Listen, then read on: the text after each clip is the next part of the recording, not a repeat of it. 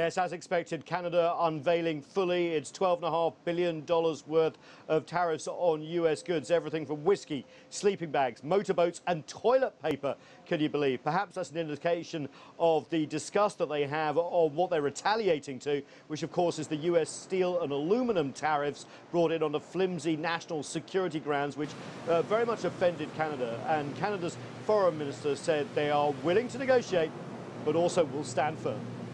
We will not escalate, and we will not back down. The solution to this unprecedented dispute is for the United States to rescind its tariffs on Canadian steel and aluminum, which do not pose any kind of security threat to the United States.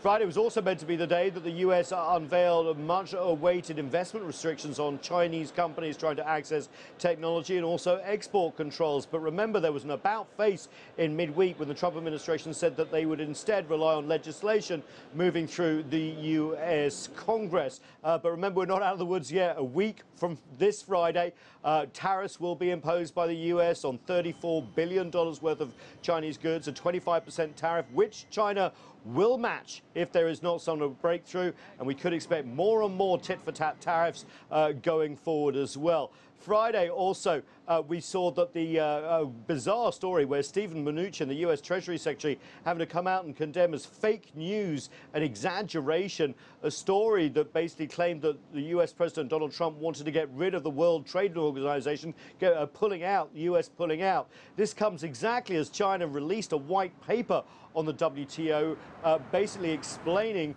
how it fits into the international system, praising it, wanting to reform it, boost it. And China, meanwhile, on Friday also saying that they reject any US claims about China's economy not being open enough or their reform pace being too slow. China will continue to support and participate in economic globalization in accordance with the established pace of reform and opening up. China welcomes investors from all over the world to enjoy the results of its development. Nathan King, CGTN, at the White House.